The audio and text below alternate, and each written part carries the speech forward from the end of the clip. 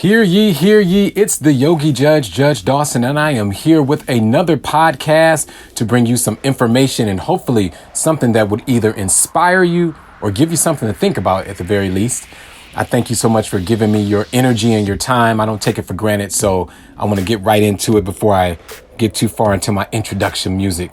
You know, I want to talk about indecision because many of us suffer from indecision, whether it's starting that New Year's resolution or deciding on something you should do at work, or maybe deciding that big jump that you need to make in your life.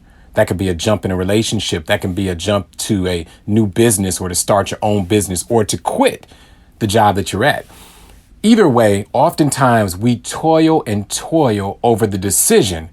And oftentimes we just waste a lot of time. You just waste a lot of time, a lot of valuable time. Even resources are wasted while you are stuck in the middle of indecision.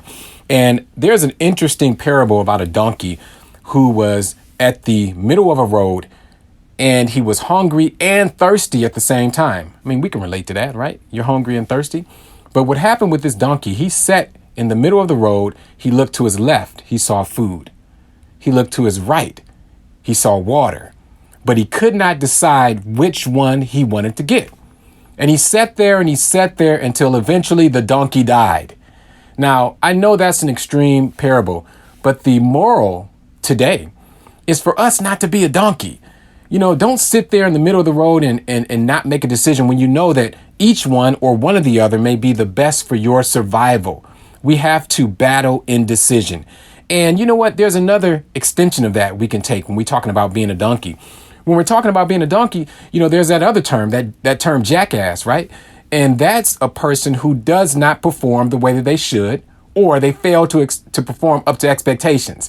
Now, I'm giving that a nice little legal definition, but we all know a jackass. When we see one, we know when we've been acting in that way. So a donkey could be a jackass, right? And it becomes that extent. It becomes a jackass when you sit there and destroy your life and destroy your opportunities because you refuse to make a decision that's important for you. So I'm going to break down really quickly how you can make some good decisions and that way avoid being a donkey.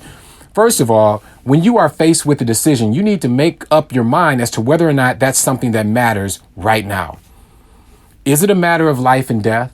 Or is it a matter of working towards your future desires, hopes, and dreams? You know, is it something that's very important to what you want to accomplish or to your health and safety? I would submit that if it's not that important, then maybe you want to put the decision off to later.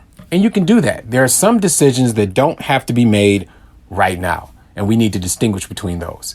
Now, on the other hand, if it is something that needs to be made right now, then we have to buckle down and say, you know what, I am going to make a decision.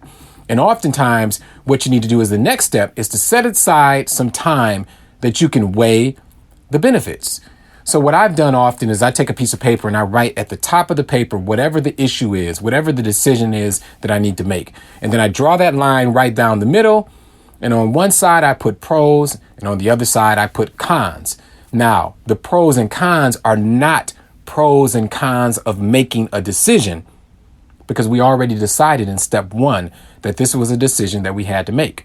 So your pros and cons are of the decisions that you can make. So for instance, if, you know, the decision you have to make is whether you should quit your job, the pros and cons will be what will happen if I quit my job.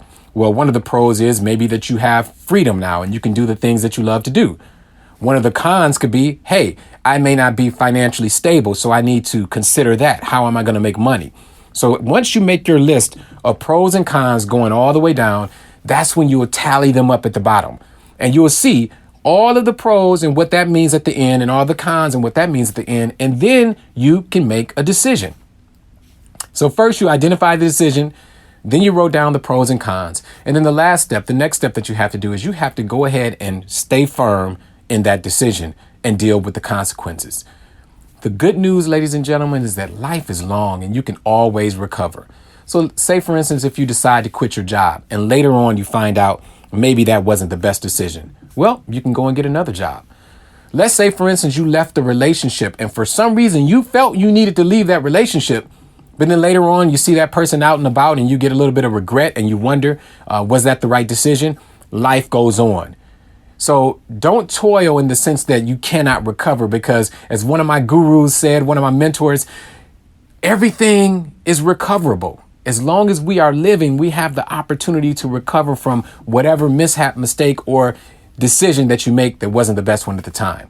So don't let that cause you to have indecision. So again, ladies and gentlemen, I just stopped by to tell you, don't be a donkey.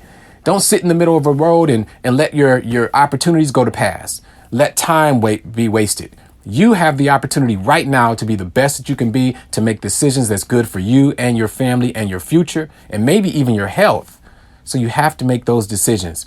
And don't get me wrong, decisions are hard. I know that. It's something that we don't enjoy having to toy over, but it's something that we have to do. So, ladies and gentlemen, thank you so much for giving me your ear this morning, this evening, or this afternoon, wherever you are, whenever you are listening. I truly value your time. And as I mentioned, I don't want to hold you long. I just want to give you something to think about, maybe something that can inspire conversation. And most importantly, I want you to be the absolute best that you can be. So share this podcast, subscribe to the button below or somewhere on your phone so that we can stay connected. And until we meet again, I always say, Namaste.